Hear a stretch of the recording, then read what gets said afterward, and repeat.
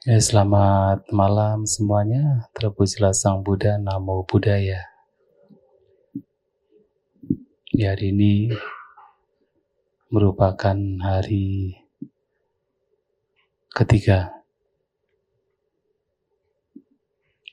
Namun hari kedua Anda bermeditasi dengan full. Sejak bangun tidur hingga nanti menjelang tidur. Dan suku hal yang baik, karena apa yang telah Anda pahami berkenaan dengan Dhamma tidak hanya sekedar teori, tetapi sudah mulai diimplementasikan ke dalam praktik. Dan ternyata antara teori dengan praktik mudah teorinya. Ketika kemudian dipraktikkan, ternyata banyak hal yang ternyata sulit untuk dipahami secara praktikal. Tetapi ini satu langkah yang sangat baik, karena memang ajaran Buddha itu bukan sekedar teori. Setiap pengalaman yang memang dianjurkan dalam Dhamma itu tidak bisa dimengerti hanya dengan logika. Dan ini pula yang disampaikan oleh Sang Buddha sesaat setelah beliau mencapai pencerahan. Beliau mengatakan bahwa Dhamma beliau adalah Atthakawacaro. Tidak bisa dimengerti hanya dengan logika. Kalau sekedar logika bisa dimengerti, tetapi itu hanya teori. Untuk bisa mengerti yang sesungguhnya adalah harus membawa apa yang kita teorikan ke dalam pengalaman batin kita, yaitu dengan kita bermeditasi, dengan kita membawa teori yang sudah kita pahami ke dalam kehidupan sehari-hari. Dan walaupun seandainya pun kita hanya bisa melakukan satu hari, itu jauh lebih baik. Maka dikatakan, daripada hidup 100 tahun tetapi lengah tidak waspada, lebih baik hidup satu hari. Kita melatih batin untuk tidak lengah, untuk memunculkan sati, memunculkan mindfulness. Itu masih jauh lebih baik. Dan Anda sudah mulai melakukan 2 hari ini, artinya lebih baik lagi ya. Bahkan kalau 1 hari pun itu jauh lebih baik ketimbang hidup 100 tahun tapi lengah. Ini sudah 2 hari, artinya sudah lebih baik. Nah, dalam meditasi yang dipraktikkan di sini, yang tujuannya adalah untuk pengembangan batin, ada beberapa hal yang juga patut kita tengarai. Yang pertama, bahwa meditasi ini adalah juga upaya untuk kita supaya senantiasa hidup saat ini. Untuk senantiasa membawa batin ke saat ini dan sekarang. Tidak ke masa lampau ataupun ke masa yang belum terjadi, mendatang. Mengapa demikian? Karena sekali lagi meditasi adalah untuk melenyapkan pikiran-pikiran yang tidak bermanfaat. Ketika pikiran kita dibiarkan mengembara ke hal-hal yang sudah terjadi, sudah dipastikan pikiran kita terseret oleh pikiran yang tidak bermanfaat. Berpikir-pikir tentang yang sudah terjadi. Itu sebenarnya adalah kegelisahan, pikiran yang liar. Sudah dipastikan kita sudah terseret ke dalam pikiran yang tidak bermanfaat.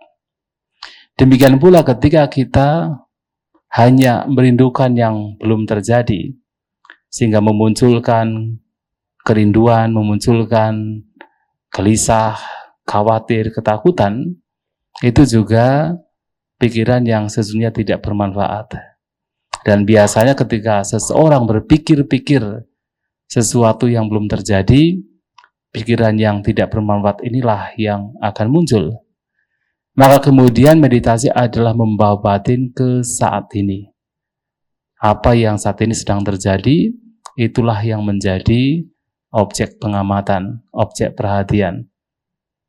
Apakah kemudian pada saat batin dibawa ke saat ini dan sekarang tidak ada pikiran yang tidak bermanfaat? Tentu masih ada. Tetapi setidaknya pikiran yang tidak bermanfaat yang berkenaan dengan pemikiran tentang yang lampau dan yang akan datang itu sudah tidak ada. Tetapi kita hanya tinggal menghandle apa yang saat ini sedang terjadi. Ketika muncul pikiran tidak bermanfaat, kita handle yang sedang terjadi ini. Dan itulah kenapa batin senantiasa dibawa ke saat ini dan sekarang. Nah, sehingga salah satu fungsi dari sati, dari mindfulness, dari kesadaran, itu adalah membawa batin ke saat ini dan sekarang. Kalau seseorang sadar, seseorang mindful, maka sudah dipastikan batin berada di sini. Bukan di masa lampau ataupun yang akan datang. Sudah dipastikan. Ketika ada kesadaran. Yang dimaksud kesadaran di sini adalah sati. Ya, jadi kadang-kadang memang vinyana juga diterjemahkan sebagai kesadaran, tetapi yang dimaksud dengan kesadaran di sini adalah sati. Sadar dalam artian kita itu eling, kita itu ingat terhadap apa yang saat ini sedang terjadi. Nah, ketika kesadaran muncul, sudah dipastikan batin berada di sini. Sudah dipastikan batin mampu untuk melihat apa yang sedang terjadi. Bukan yang lampau, bukan yang akan datang. Maka harus diingat, kalau kemudian ternyata pikiran sudah mengembara, artinya di situ sudah tidak ada sati. Apakah mengembara di masa lampau, atau yang akan datang, atau terseret oleh fantasi, oleh lamunan, kemudian tertidur, artinya sati sudah tidak ada. Maka begitu sati muncul, sudah dipastikan batin sadar terhadap apa yang saat ini sekarang sedang terjadi. Maka ini juga menjadi satu yang mesti kita tengarai dalam bermeditasi. Sadar artinya tidak lupa terhadap saat ini. Dan karena saat ini kita membawa batin pada objek keluar masuknya nafas, pada saat duduk artinya seseorang sadar terhadap keluar masuknya nafas. Itu yang pertama. Yang kedua, dalam meditasi ini juga sesungguhnya kita memiliki kualitas batin yang boleh dikatakan dengan istilah inklusif. Apa itu inklusif? Adalah batin yang bisa menerima semua keberadaan. Artinya batin tidak terseret oleh suka maupun tidak suka terhadap semua keberadaan, semua fenomena. Artinya inklusif. Nah, sehingga batin yang inklusif ini juga ketika dikatakan oleh beberapa guru meditasi dalam praktek meditasi ini juga sering disebut sebagai choiceless awareness. Kesadaran yang tidak memilih-milih. Tetapi bukan berarti kemudian tidak ada objek utama. Ada objek utama, yaitu apa? Keluar masuknya nafas pada saat duduk. Langkah kaki atau sentuhan di telapak kaki pada saat berjalan. Itu adalah objek utama. Yang mesti batin sekaligus tentunya perhatian, kesadaran itu diarahkan terus ke objek utama ini untuk supaya tidak mengembara. Tetapi kemudian walaupun ada objek utama, ketika muncul objek-objek lainnya yang kita sebut sebagai objek sekunder, tidak ada utama, ada sekunder.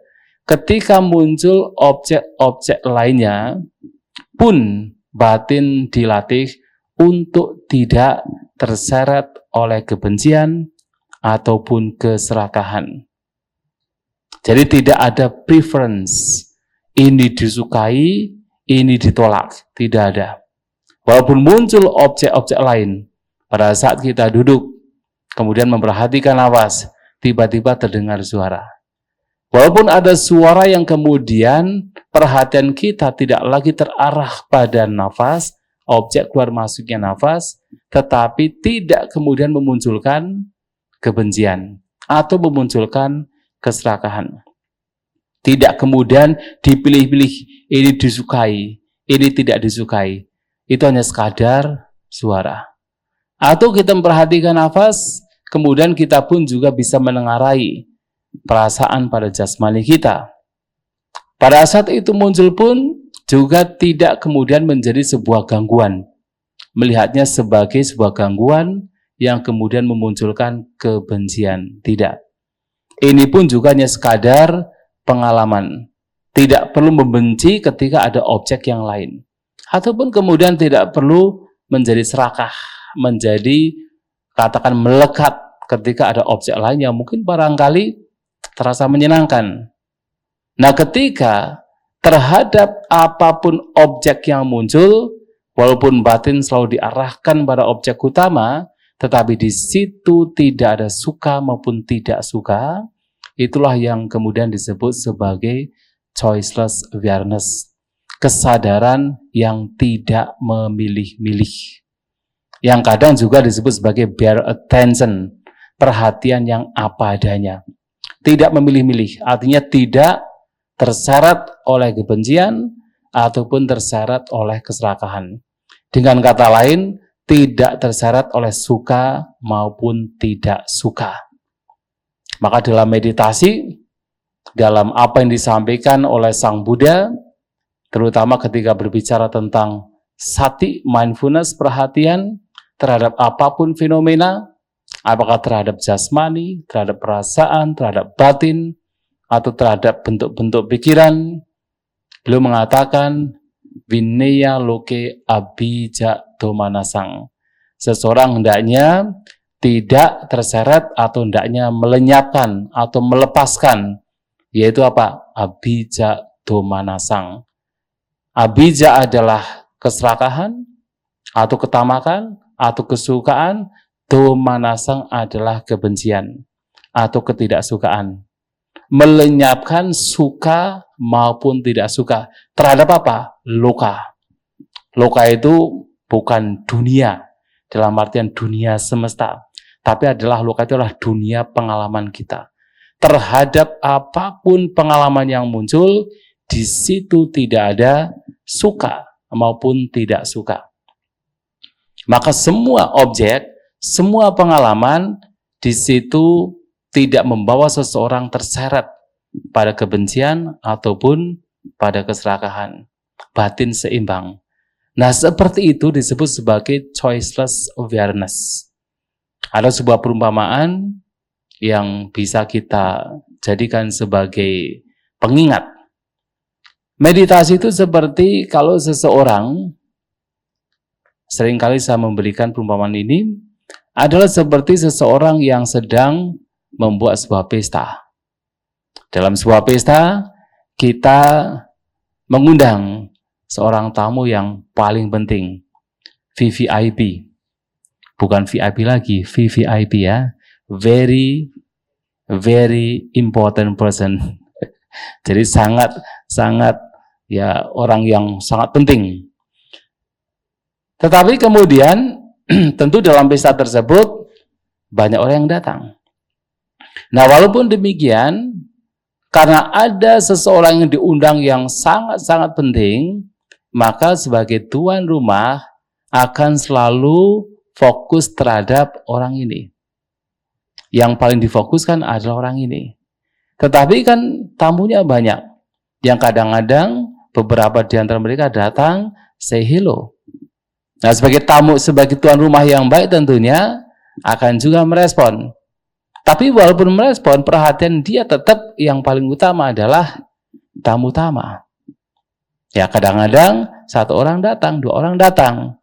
Tetapi kemudian walaupun demikian, dia merespon dengan bijak, tanpa kemudian merasa terganggu, namun di saat yang sama tetap fokus kepada tamu utama. Nah, demikian pula meditasi ini juga sama. Tamu utamanya siapa? Nafas. Ya, kita fokus pada nafas, semaksimal mungkin terhadap nafas. Tetapi kemudian ada objek-objek lain yang datang. Meditasi, suara juga terdengar. Ya kan? Kemudian perasaan juga muncul. Mungkin bentuk pikiran itu juga muncul. Nah, itu seperti tamu-tamu yang lain. Artinya, walaupun kemudian mereka datang, bukan berarti kemudian mereka pengganggu. Kalau kita menganggap mereka sebagai pengganggu, artinya kemudian muncul kebencian. Atau kalau kemudian dianggap mereka sebagai tamu penting sekali, nah tamu utamanya akan ditinggalkan. Maka kemudian tetap terhadap tamu utama, tetapi ketika mereka datang, itu bukan sebagai gangguan. Tidak terseret oleh kesukaan maupun kebencian. Nah, sehingga meditasi ini juga disebut sebagai choiceless awareness. Ada kondisi batin, kesadaran yang di situ tanpa memilih-milih. Oh, ini baik kemudian kita lekati. Oh, ini buruk kemudian kita benci. Bahkan seandainya ketika kotoran batin muncul, tidak berarti kemudian harus membenci kotoran batin. Cukup disadari, cukup diketahui bahwa itu juga hanya sekadar fenomena. Karena begitu kita membenci pengotor batin yang muncul, itu tidak akan ada habisnya. Kotoran batin tidak bisa dilenyapkan dengan cara membencinya. Betul ya? Tidak bisa dengan cara membencinya. Tapi justru harus dengan sikap bijak. Sikap bijak adalah kita tidak terseret oleh kebencian, bahkan terhadap pengotor batin yang sudah muncul.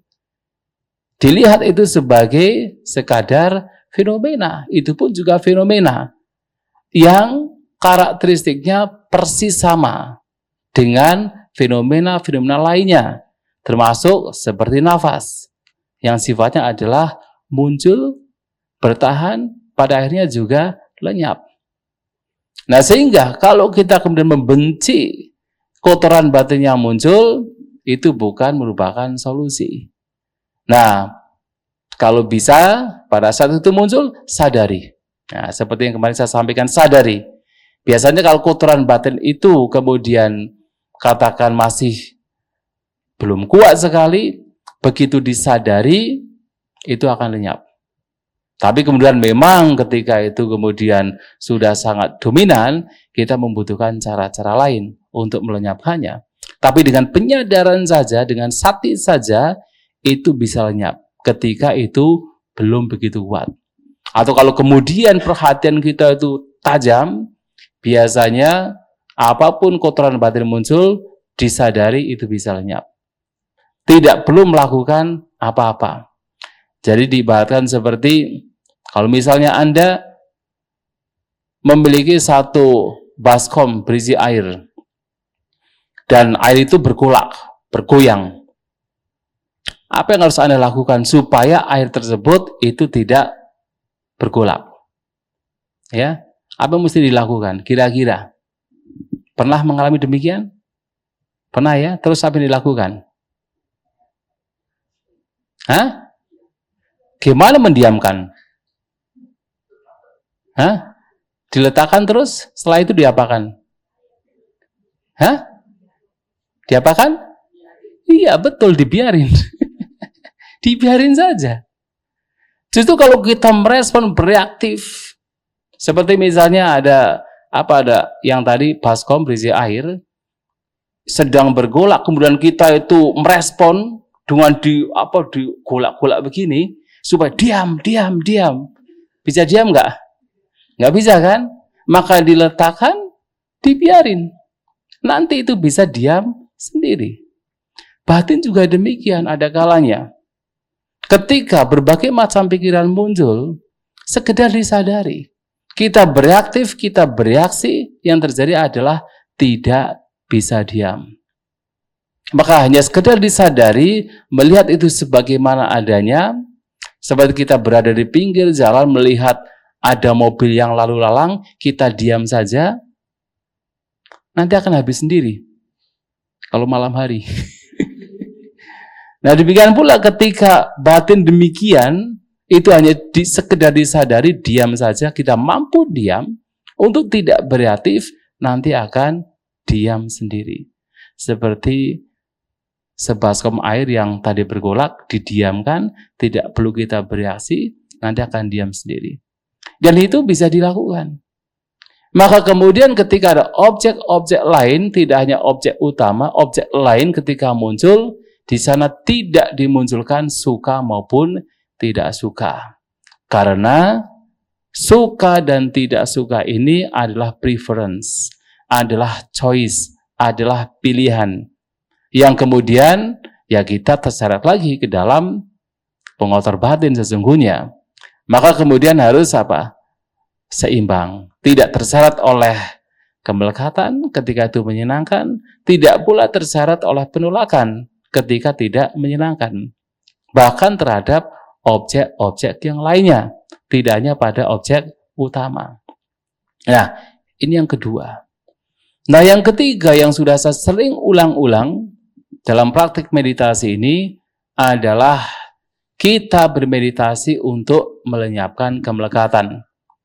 Menggunakan objek, menggunakan media, tetapi di saat yang sama tidak melekati objek itu. Jadi nafas kita gunakan, jasmani kita gunakan, tetapi di saat yang sama tidak melekati objek itu. Seperti apa? Kemarin perumpamaan ketika seseorang menggenggam seekor burung puyuh. Kalau dicengkram erat, mati. Kalau kemudian dikendorkan, dia terbang. Maka harus proporsional. Kita menggunakan objek, namun di saat yang sama tidak melekati objek. Nah, itu yang kemudian disebut pula sebagai passive awareness, kesadaran pasif. Sadar terhadap objek, tetapi batin tidak bereaktif.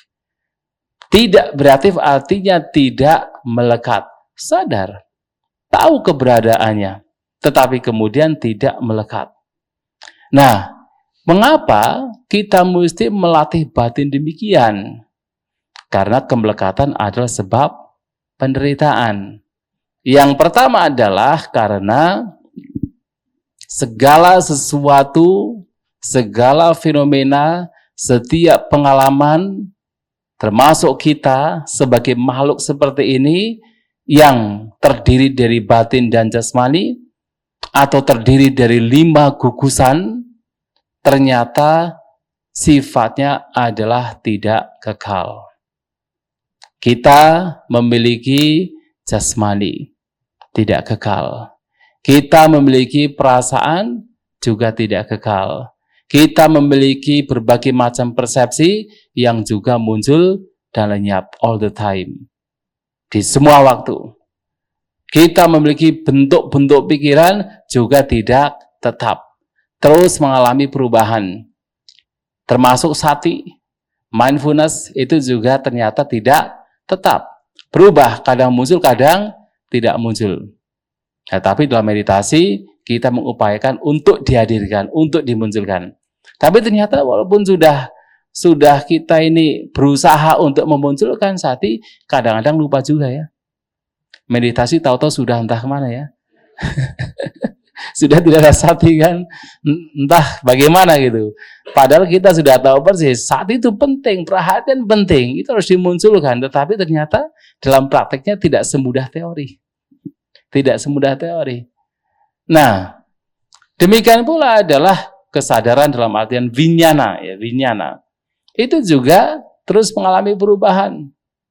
Nah, karena perubahan yang akan terus terjadi pada batin dan jasmani ini, itulah kenapa meditasi adalah cara bagaimana sedikit demi sedikit melenyapkan kemelekatan. Karena kalau kemelekatan itu masih ada pada objek yang pasti berubah, maka penderitaan akan muncul. Ketika perubahan itu terjadi, penderitaan pasti muncul. Kemelekatan besar, penderitaan besar pasti terjadi. Kemelekatan kecil, penderitaan kecil itu pasti terjadi. Setiap kemelekatan pasti memunculkan penderitaan. Setiap kemelekatan, baik yang kecil, yang halus, sampai yang kasar, yang kuat, pasti menimbulkan penderitaan. Nah, melihat ketidakkekalan inilah maka kita hendaknya mengupayakan melatih batin kita untuk tidak melekat. Kita gunakan, yang baik kita gunakan, tetapi di saat yang sama tidak melekatinya. Itulah meditasi. Maka memperhatikan nafas ini pun juga kita gunakan nafas, tetapi juga tidak melekati nafas. Kenapa? Nafas pun juga sifatnya tidak kekal. Nafas terus mengalami perubahan. Kalau kita melekati nafas, kita akan menderita. Terhadap keseluruhan tubuh, itu juga sama. Juga sifatnya tidak kekal. Maka latihan kita adalah tidak melekati tubuh. Makanya pada saat duduk bermeditasi, kita letakkan jasmani kita. Mengapa kita kemudian melatih batin untuk rileks? Membuat jasmani kita rileks. Karena di dalam rileks, di situ ada the sense of letting go. Ada yaitu kondisi batin yang melepas, yang tidak melekat terhadap jasmani ketika kita rileks. Namun kalau kita tegang, pasti di situ ada sesuatu yang kita cengkram, ada sesuatu yang kita lekati. Maka dalam kita meditasi, kita membuat seluruh jasmani menjadi rileks. Seperti kalau kita tidur, kita meletakkan jasmani kita. Rileks, kita melepaskan jasmani kita. Kalau kita tidak bisa meletakkan jasmani kita, tidak bisa rileks, kita nggak bisa tertidur. Hanya kemudian bedanya antara tidur dengan meditasi adalah ketika tidur, rileks, kita lepaskan, tapi kesadaran tidak dikembangkan. Namun ketika bermeditasi, kita rileks, kita letakkan jasmani kita, di saat yang sama, sati, mindfulness, itu kita munculkan. Sadar, itu bedanya. Tetapi kondisi rileksnya itu seperti kalau kita itu sedang tidur. Kita letakkan. Karena apa? Jasmani ini sifatnya adalah tidak kekal. Dan tidak layak untuk kemudian dilekati. Bahkan Sang Buddha memberikan sebuah perumpamaan. Bahwasanya jasmani ini diibaratkan seperti buih. Pernah lihat buih ya? Berada di sungai. Apalagi kalau sungainya besar. Seperti kalau di India, itu ada sungai Gangga. Sangat besar. Nah, biasanya dalam waktu-waktu tertentu itu ada buih. Buih yang kemudian semakin lama semakin besar. Semakin besar. Seperti snowball gitu ya. Jadi bola salju yang semakin lama semakin besar. Nah, buih juga demikian, semakin lama semakin besar. Tetapi yang namanya buih ini juga walaupun kelihatannya besar, dari jauh kelihatannya solid, tetapi kemudian sangat rapuh, mudah sekali pecah. Artinya begitu tertabrak oleh mungkin ada kayu, atau kemudian ada air terjun, begitu jatuh, itu langsung pecah. Dan tubuh manusia itu juga sama.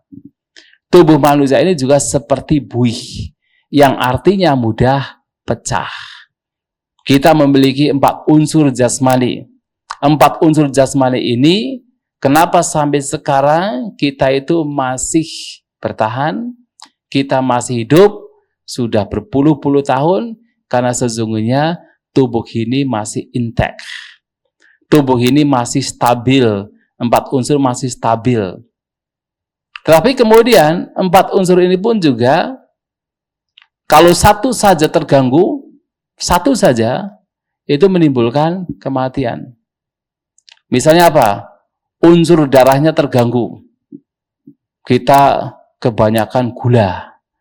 darah kita kebanyakan gula. Yang terjadi apa? Diabetes. Ya kan?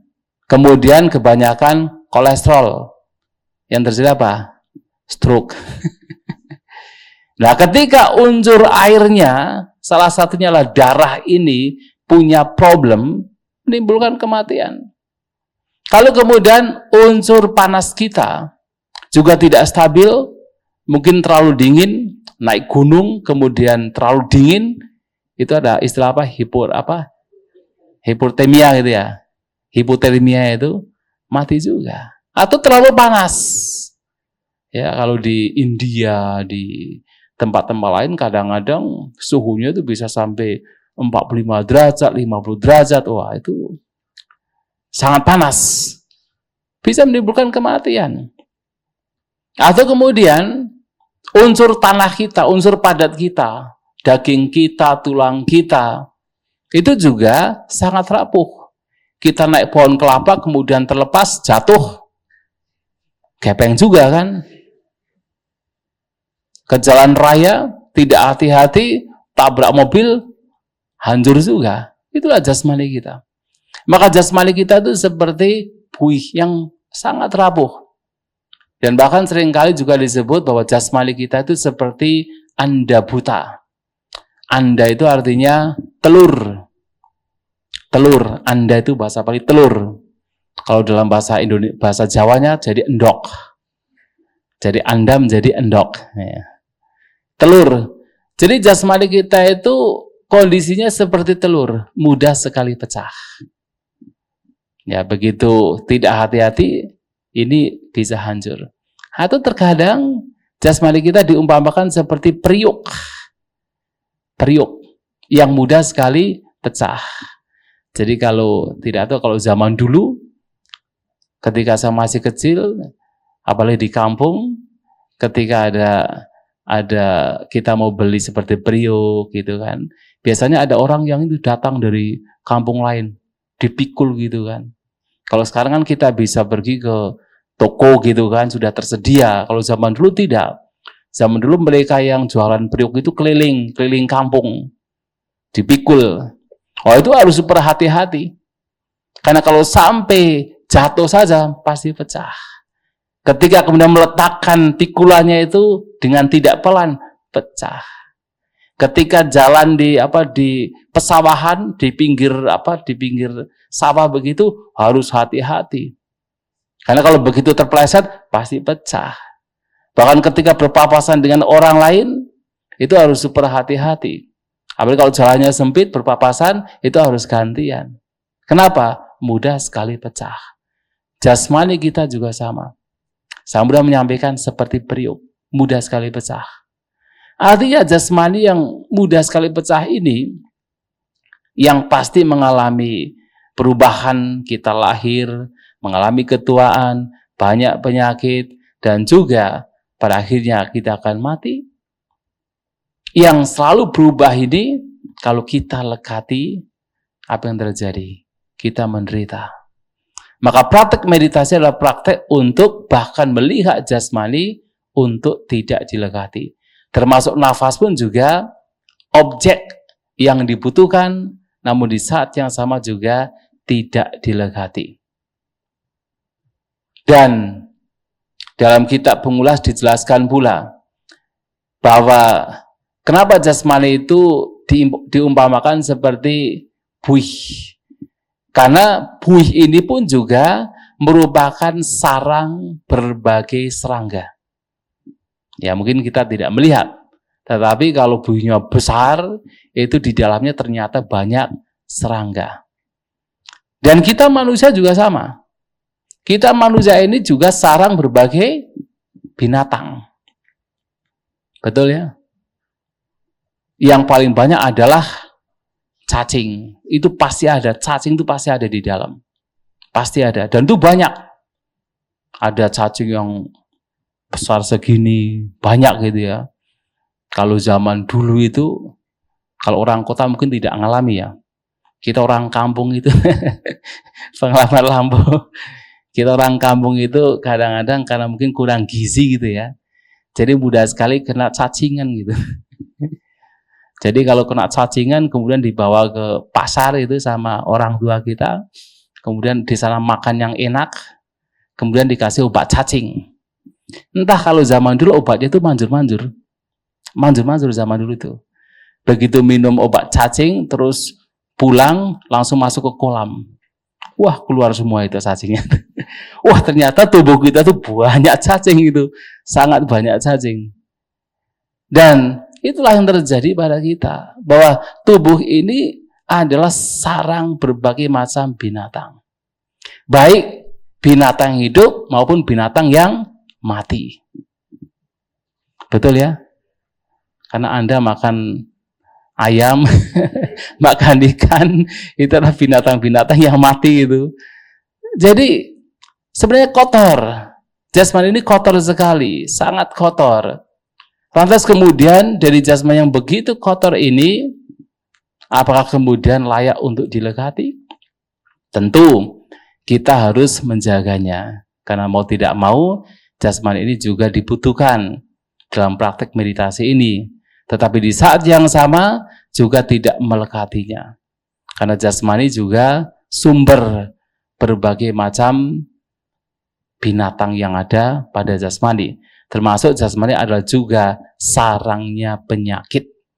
Itulah kenapa kita mempraktikkan meditasi adalah untuk melepaskan kemelekatan. Dan itu adalah latihan. Sulit tetapi itu adalah latihan. Karena kemelekatan adalah sumber penderitaan. Dan tidak hanya jasmani, perasaan. Perasaan juga sama. Sifatnya adalah tidak kekal. Terus mengalami perubahan. Apakah perasaan yang sifatnya jasmaniah atau perasaan yang sifatnya batiniah? Dua jenis perasaan ini sifatnya adalah tidak kekal, terus mengalami perubahan. Dan sesungguhnya kalau kita perhatikan, misalnya perasaan jasmani kita kan sebenarnya mengalami berbagai macam perasaan yang terus mengalami perubahan. Hanya kemudian kita karena tidak tahu perubahan dari perasaan ini, seakan-akan hidup kita itu penuh dengan kebahagiaan. Tapi kalau kita perhatikan ke dalam setiap pengalaman kita, ini baru perasaan jasmani saja. Coba kita bayangkan, kita duduk sebentar, pada awalnya kita merasa bahagia. Tapi setelah beberapa saat, perasaan yang tidak menyenangkan juga muncul. Kemudian kita mengambil sikap yang lain, kita berdiri. Pada saat awal berdiri, kita merasa bahagia. Tapi kalau berdiri lama, sakit juga, menderita juga. Kemudian kita berjalan. Pada saat berjalan, awalnya kita bahagia. Tapi kalau berjalan lama, muncul rasa tidak bahagia, perasaan tidak menyenangkan. Kemudian kita duduk lagi. Awalnya bahagia, tapi setelah beberapa saat merasa menderita. Ya kan, makanya kan sudah bolak-balik ya, padahal duduk saja. Itu kenapa? Ada perasaan tidak bahagia all the time. Kadang perasaan menyenangkan, kadang perasaan tidak menyenangkan, terus demikian. Mengalami perubahan. Dan perubahan ini akan terlihat dengan jelas ketika kita melihat ke dalam batin kita. Coba, pada saat Anda tidak bermeditasi, biasanya kan perubahannya itu seakan-akan itu lama terjadi ya. Oh, hari ini rasanya bahagia gitu kan. Baru kemudian, oh besok kok menderita kan, paling begitu kan.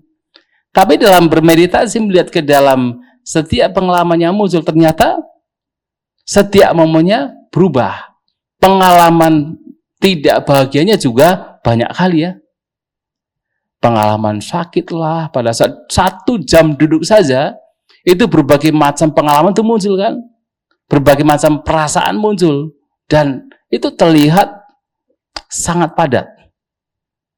Itulah sebenarnya persepsi ketidakkekalan itu akan terlihat dengan lebih jelas. Kenapa? Karena melihat ke dalam batin. Kalau tidak bermeditasi, tidak melihat ke dalam batin, rasanya perasaan itu ya, itu lama terjadinya, perubahannya lama. Hari ini merasa bahagia, kemarin merasa bahagia, hari ini merasa menderita. Paling begitu. Tapi ketika bermeditasi dalam satu hari, itu perasaan itu muncul dengan berbagai macam variasinya. Menyenangkan, tidak menyenangkan, menyenangkan, tidak menyenangkan, dan sampai yang netral dan sebagainya. Itu akan terus muncul. Sehingga persepsi terhadap ketidakkekalan itu semakin kuat. Maka sesungguhnya Sang Buddha menyampaikan bahwa perasaan itu seperti gelembung air. Ketika ada hujan, turun di kolam, kemudian muncul gelembung, sebentar kemudian pecah. Perasaan itu seperti itu. Begitu muncul, kemudian pecah. Berganti dengan perasaan yang lain.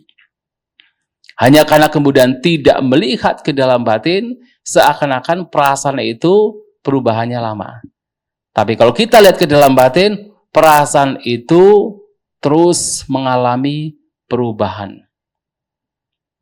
Ada beberapa orang kemudian bermeditasi sampai 1,5 jam, 2 jam, kemudian memperhatikan perasaan sakit yang muncul. Ada yang mengatakan, Bante, saya memperhatikan itu 1,5 jam, itu perasaan sakit yang muncul, yang lenyap itu sampai 6 kali. Jadi ini sudah muncul sakit, dirasakan terus, lenyap. Nanti kemudian muncul lagi, sampai 6 kali. Itu baru terlihat 6 kali. Padahal perasaannya munculnya, lenyap. Dari waktu ke waktu munculnya, lenyap. Tetapi lumayan untuk bisa melihat perasaan yang sakit muncul sampai 6 kali. Karena apa? Persepsi ini akan menjadi kuat. Oh, ternyata perasaan sifatnya tidak kekal. Apalagi kalau kita bisa melihat setiap momennya itu perubahan, maka muncul persepsi yang kuat bahwa perasaan itu memang anicca. Perasaan adalah tidak kekal. Sehingga dampaknya adalah terhadap apapun perasaan yang muncul, seseorang terlatih untuk tidak melekat. Ketika muncul yang menyenangkan, juga tidak didekati. Toh ini juga pasti berubah. Ketika muncul yang tidak menyenangkan pun, juga tidak dilekati. Tidak ditolak. Harus diingat, kemelekatan tidak harus menggenggam loh. Tidak harus yang sifatnya itu adalah menyenangkan loh. Terhadap yang tidak menyenangkan juga bisa muncul kemelekatan. Betul ya? Lebih kuat kan? Kenapa? Orang ketika membenci orang lain, itu bisa berhari-hari. Bisa berminggu-minggu. Bisa berbulan-bulan. Bisa bertahun-tahun. Bisa sampai mati. Itu nggak hilang-hilang. Kenapa? Kemelekatan. Melekat terhadap yang tidak menyenangkan. Maka di sini melihat ketidakkekalan dari setiap perasaan yang muncul lenyap, lantas untuk apa? Kita kemudian melekat terhadap perasaan demikian. Kalaupun menyenangkan ya sudah, dialami tanpa harus kemudian menggenggam. Yang berakhirnya kalau digenggam, pada akhirnya menimbulkan penderitaan. Di sesi meditasi selanjutnya dicari lagi. Dicari tapi tidak ketemu, menderita. Kenapa ya tadi kok sudah ngerasa enak sekali, sekarang kok menderita sekali? Sehingga kemudian merasa gagal. Wah, meditasi saya gagal ini. Padahal tadi sudah, tinggi sekali pengalamannya. Sekarang merasakan begini, gagal.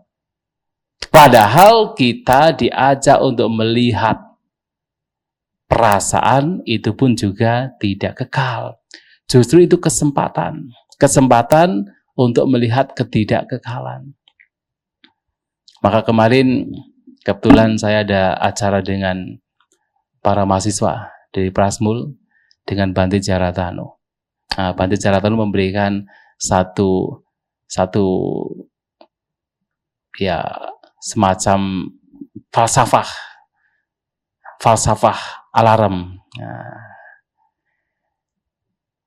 dengan meditasi menggunakan alarm, misalnya tadi kan jam 7 kan ada suara kan, nah, yang artinya jam 7 ini kita harus bangun dari meditasi. Itu ada baiknya kadang-kadang. Baiknya apa? Alarm ini memberikan satu pelajaran bagi kita untuk tidak melekat. Untuk tidak melekat. Artinya apa? Ketika seseorang bermeditasi dengan alarm, pada saat itu muncul perasaan yang tidak menyenangkan. Kita dilatih untuk bersabar. Dilatih untuk bersabar.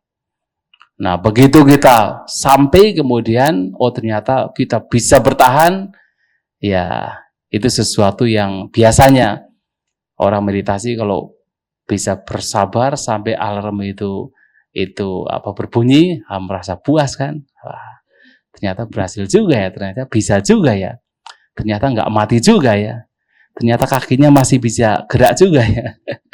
Karena ada beberapa awal meditasi ketika kakinya sakit itu, yang menjadi khawatir adalah nanti bisa nggak berdiri lagi, kakinya nanti bisa lumpuh nggak? Ya mungkin Anda yang sudah biasa meditasi nggak akan berpikiran demikian. Tapi banyak loh anak-anak muda yang, ya kemarin ada yang bertanya juga, yang menjadi satu kekhawatiran adalah kalau sakit takutnya nanti lumpuh. Ya karena belum ada pengalaman. Nah itu bisa terjadi. Oh ternyata dengan alarm yang berbunyi, oh ternyata bisa juga ya kita punya kemampuan untuk bersabar, untuk bertahan. Nah tetapi kemudian ketika kita lagi enak sekalipun, lagi nyaman sekalipun, saat alarm itu berbunyi, kita harus melepas. Ya, melepaskan kemelekatan. Nah ini juga bagian dari melatih batin. Yang menyenangkan itu tidak dilekati, yang tidak menyenangkan kita pun juga tidak memunculkan kebencian. Kita melatih untuk bersabar sampai alarm berbunyi. Ketika ternyata kemudian mendapatkan kenyamanan, itu pun juga mesti dilepas. Karena kita harus bangun dari meditasi. Ya terutama kalau kita menggunakan alarm untuk ya acara-acara misalnya meditasi bersama. Kalau tidak meditasi bersama ya lanjutkan saja. Kalau misalnya masih bisa bertahan. Nah, perasaan sifatnya tidak kekal, pasti berubah. Termasuk adalah juga persepsi. Persepsi juga sifatnya adalah tidak kekal. Apa itu persepsi? Persepsi adalah batin yang mengenali objek.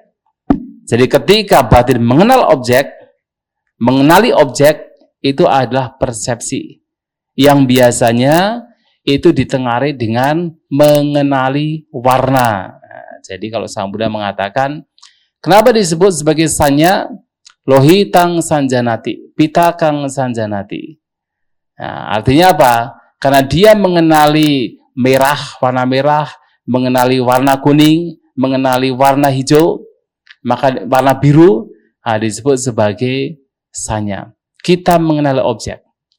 Maka Anda melihat objek ini yang disebut sebagai bentuk, itu adalah sanya. Kemudian ketika Anda mendengarkan suara, kemudian mengenali suara, di situ juga ada bentuk, ada warna. Betul ya, warna suara. Tidak dilihat dengan mata, tapi dengan batin kita. Kita mengenali suara dengan warna. Betul ya? Bisa dimengerti? Tadi ketika Anda mendengarkan ada suara azan, ada enggak gambar di sana dalam batin? Gambar apa? Hah? Gambar toa? Gambar masjid? Ya kan? Itu sanya. Itu sanya. Ya. Atau misalnya kita merem begini, kemudian kita membayangkan wihara ini, ada kan? Ada gambar kan? Gambar wihara kan? Itu sanya. Dan persepsi ini terus mengalami perubahan. Yang sesungguhnya setiap landasan indera, masing-masing landasan indera, mata, telinga, hidung, lidah, jasmani, dan pikiran, mengenali objek, di situ sudah ada persepsi. Dan karena 6 indera ini bergantian mengenali objek, artinya sign-nya persepsi juga sudah berubah-ubah. Ketika mendengarkan suara, ada persepsi berkenaan dengan suara. Kita mengenali suara. Begitu kemudian mata melihat, suara sudah hilang. Sebenarnya sudah hilang. Tapi kemudian mata melihat, maka kita mengenali bentuk melalui mata. Kemudian kita tiba-tiba membawa bebauan. Kita mengenali bebauan. Terus mengalami perubahan. Maka persepsi ini terus mengalami perubahan. Nah, sehingga apa yang mesti kemudian kita lekati berkenaan dengan persepsi. Termasuk Anda bermeditasi, mendapatkan kenyamanan. Anda mengenali kenyamanan. Ketika mengenali kenyamanan dengan persepsi yang ada, yang muncul pada waktu itu, ya, itu pun juga tidak layak untuk kemudian dilekati.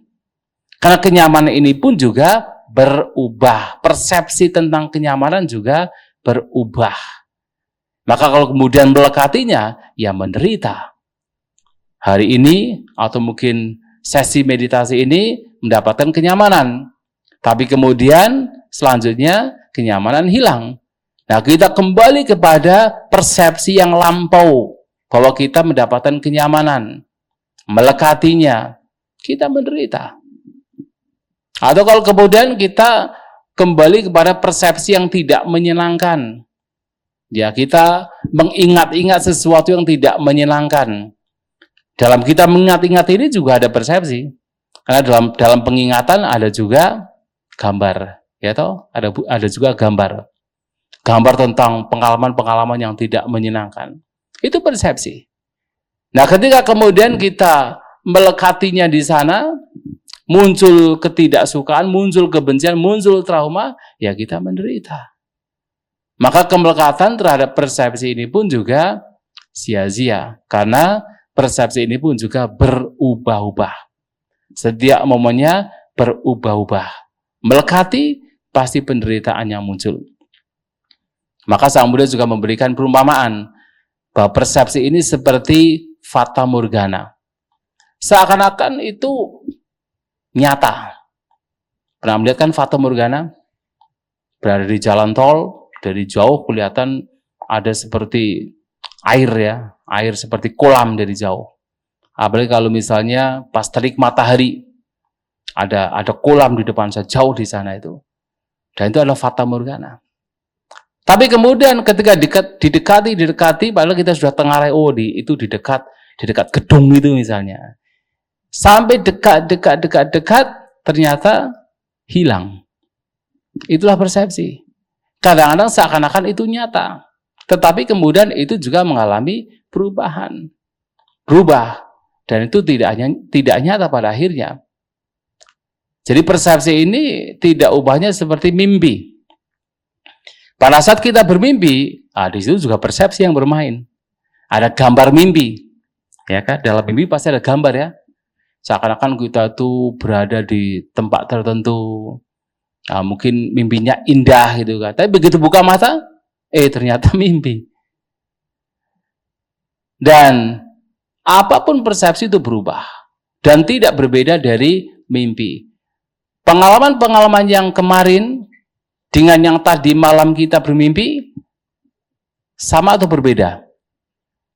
Sama atau berbeda? Berbeda tapi juga sama. Betul nggak? Berbeda juga sama. Bedanya apa? Ya dua kejadian yang berbeda. Samanya adalah apa? Sama-sama tidak kekal. Sama-sama hanya sekadar lewat. Ya kan? Sama-sama sekadar sudah ditinggalkan. Tidak. Bukan sesuatu yang patut untuk dilekati. Nah, maka kemudian terhadap pengalaman persepsi pun juga tidak layak untuk dilekati. Kemudian bentuk-bentuk pikiran juga sama. Bentuk-bentuk pikiran juga sifatnya selalu mengalami perubahan. Ya, dalam meditasi kan banyak sekali pikiran yang muncul ya. Pikiran yang senang, tidak senang, pikiran mungkin keserakahan, kebencian, tapi kemudian ada kebijaksanaan, ada perhatian. Mungkin sekali waktu muncul kasih sayang, cinta kasih, ada kegiuran dan sebagainya. Berbagai macam bentuk pikiran itu muncul. dan terus mengalami perubahan. Sehingga berbagai macam bentuk pikiran ini pun juga karena terus mengalami perubahan, bahkan tidak ditemukan ada entitas, ada inti di sana, maka untuk apa kemudian kita melekat?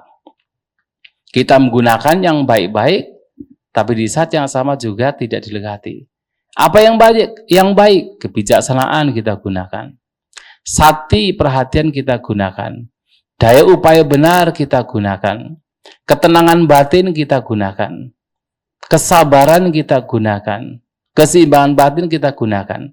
Ini adalah bentuk-bentuk pikiran yang baik-baik. Kita gunakan. Tapi di saat yang sama, ini pun juga sifatnya tidak kekal. Dan Sang Buddha pernah memberikan perumpamaan bahwa bentuk-bentuk pikiran ini seperti hati pohon pisang. Pernah melihat hati pohon pisang? Pernah melihat? Di mana? Saya bilangnya hati kok bukan jantung. Hah? Nggak ada kan? Mana ada hati pohon pisang? Hati itu galih, kalau orang Jawa itu bilang galih. Tahu ya? Galih pohon. Bukan galih pohon itu yang paling keras itu loh. Yang di tengah paling keras. Biasanya kalau pohon jati, jati kayaknya nggak ada sih. Pohon nangka itu ada galihnya. Atau pohon sengon, itu juga ada galihnya di dalam itu, yang keras itu. Itu namanya hati pohon. Nah, ada tidak hati pohon pisang? Tidak ada kan? Ternyata pohon pisang ini hanya terdiri dari pelepah. Pelepah. Mungkin orang dikatakan, seumpama ada orang mencari hati pohon pisang. Kemudian dikiranya di dalam. Oh, ini pasti di dalam pelepah ini. Begitu pelepahnya dicabut, pelepah lagi. Mungkin di dalam ini. Dicabut lagi, pelepah lagi. Pelepah lagi, sampai di dalam tidak ditemukan hati pohon pisang. Yang ada adalah pelepah, dan pelepah. Itu yang terjadi pada berbagai macam bentuk pikiran. Termasuk ide, gagasan yang merupakan faktor batiniah ini atau bentuk-bentuk pikiran ini juga seperti apa? Seperti hati pohon pisang. Akhirnya apa? Lewat.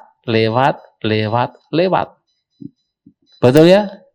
Anda mungkin datang ke sini bermeditasi. Sebelum datang mungkin ada semacam keinginan. Wah, saya kalau datang ke sana saya akan mendapatkan ini gitu kan. Betul ya? Seakan-akan ada inti di sana. Kalau sampai di PDA, sampai meditasi, pasti ada ini gitu kan. Seakan-akan ada inti di sana. Tapi ternyata apa yang terjadi? Lewat. Nanti pada akhirnya tanggal 8 itu lewat juga. Tidak ada inti. Justru meditasi adalah untuk melihat bahwa ternyata tidak ada inti. Yang tujuannya pada akhirnya adalah untuk tidak melekat. Melatih batin untuk tidak melekat. Karena semuanya itu hanya pelepah. Semuanya itu hanya pelepah. Palingnya semua ditinggalkan. Makanya kadang-kadang seseorang itu mudah sekali untuk menjadi cemas, menjadi khawatir dengan hal-hal yang belum terjadi. Seakan-akan ada sesuatu di sana. Padahal itu belum terjadi. Tapi toh pada akhirnya adalah apa? Dilewati juga. Betul ya? Apa yang dicemaskan, apa yang dikhawatirkan, dilewati juga ternyata. Itu yang terjadi. Berbagai macam bentuk pikiran itu seperti apa? Seperti hati pohon pisang. Nah, justru mengetahui demikian, melatih batin adalah melatih untuk melihat perubahan yang terus terjadi, di mana di tengah-tengah perubahan batin tidak melekat. Karena kemelekatan terhadap apapun itu pasti menimbulkan duka penderitaan. Termasuk berkenaan dengan vinyana atau batin yang mengetahui. Jadi vinyana itu adalah batin yang mengetahui. Ya, walaupun diterjemahkan kesadaran, tetapi itu adalah batin yang mengetahui. Itu juga sama. Artinya apa? Vinyana ini berubah-ubah sesuai dengan yaitu pengalaman 6 indera. Ketika mata melihat bentuk, di situ ada pengalaman melihat. Ada batin yang melihat atau yang mengetahui berkenaan dengan melihat. Tapi kemudian ketika objeknya hilang, kemudian tiba-tiba muncul suara, maka di situ ada pengalaman mendengar. Dan di situ ada batin yang mengetahui berkenaan dengan mendengar. Itu adalah vinyana. Kemudian kita membawahi bebauan, maka berubah lagi. Kesadaran atau batin yang mengetahui atau vinyana berubah lagi. Yang tadi mendengar kemudian berubah membaui. Tiba-tiba kemudian kita merasakan, yaitu misalnya angin dari AC, muncul rasa dingin. Kesadaran juga berubah, vinyana juga berubah. Terus demikian berputar-putar terus mengalami perubahan. Nah sehingga mana yang kemudian mesti dilekati kalau semuanya berubah. Nah, oleh sebab itu meditasi ini adalah bagaimana kita membawa batin dengan melihat bahwasanya 5 gugusan ini membentuk kita sebagai makhluk, itu sifatnya berubah, tidak bisa dipertahankan, sehingga kita membawa batin untuk tidak melekat. Maka melatih batin, memperhatikan nafas, memperhatikan semua pengalaman ini dengan batin yang tidak melekat. Dengan kata lain, batin yang tidak terseret oleh suka maupun tidak suka. Akan tetapi tentu ini juga merupakan latihan karena batin kita ini sudah terbiasa, sudah punya habit yang begitu kuat untuk terseret pada suka maupun tidak suka. Untuk sementara batin bisa tenang. Kemudian begitu ada objek lain atau kemudian ada pemikiran lain, kemudian terseret lagi ke dalam suka ataupun tidak suka. Tidak apa. Tapi begitu muncul kesukaan, disadari, kembali pada tenang. Muncul ketidaksukaan, disadari, kemudian kembali kepada tenang atau batin yang seimbang. Atau batin yang di situ ada choiceless awareness, kesadaran yang tidak memilih-milih, tidak terseret oleh suka maupun tidak suka. Sebentar kemudian terseret lagi, dibalik lagi, dibawa kembali lagi kondisi yang seimbang. Terseret lagi, nggak apa-apa, disadari, kembali kepada kondisi seimbang. Nah, dengan latihan demikian, maka batin cenderung untuk menjadi seimbang. Batin cenderung untuk tidak terseret oleh suka maupun tidak suka. Kemelekatan itu akan semakin berkurang. Nah, sesungguhnya praktek yang demikian ini juga hendaknya dilakukan tidak hanya pada saat kita duduk bermeditasi, pada saat kita melakukan retreat, tetapi dalam kehidupan kita sehari-hari. Terhadap apapun, Anda punya rumah, Anda punya harta, Anda punya properti, sekali waktu direnungkan, ini pun juga tidak kekal. Sehingga apa? Sehingga kemelekatan semakin berkurang. Karena kalau tidak dilatih, ya kehilangan orang yang dicintai akan sangat menderita ketika kemudian harus kehilangan atau berpisah. Tapi kalau kemudian dari waktu ke waktu juga direnungkan bahwa ini pun juga tidak kekal, maka sebenarnya dalam praktek meditasi ini melihat ketidakkekalan tidak hanya berkenaan dengan diri kita. Maka di dalam Mahasatiparana Sutta, melihat ketidakkekalan itu di keduanya, ajatang bahita. Ajatang bahita, ajatang bahita. Artinya apa? Ajatang adalah diri kita sendiri. Dilihat sebagai tidak kekal. Terhadap pengalaman apapun yang berkenaan dengan diri sendiri sebagai tidak kekal. Ajatang. Tapi di saat yang sama juga melihat keluar, bahida. Yang luar pun juga sama. Juga tidak kekal. Tidak hanya di dalam saja.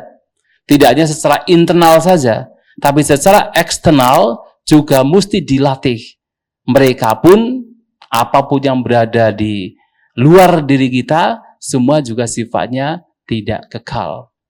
Termasuk properti, kemudian keluarga, apapun itu juga harus dilihat sebagai tidak kekal. Sehingga begitu perpisahan terjadi, ya seseorang tidak akan begitu menderita. Dan itu yang mesti dilatih di dalam meditasi ini. Maka sekali lagi, meditasi adalah membawa batin untuk melihat objek tanpa melekati objek. Dengan pemahaman bahwa tidak ada satupun pengalaman, tidak ada satupun fenomena yang sifatnya adalah kekal. Semua mengalami perubahan. Yang tidak kekal ketika dilekati pasti membawa kepada penderitaan. Maka dengan pemahaman demikian, kita melatih batin. Melihat setiap pengalaman, baik objek utama maupun objek-objek sekunder lainnya dengan batin yang tidak melekat. Tidak ada suka maupun tidak suka. Dan itu semua adalah latihan. Karena apa? Pikiran kita sekali lagi mudah sekali bereaktif. Mudah sekali terseret oleh suka maupun tidak suka. Maka teorinya gampang, praktiknya mesti mesti ada perjuangan maksudnya. Ya, mesti diperjuangkan. Teorinya gampang, tapi latihan itu harus dilakukan.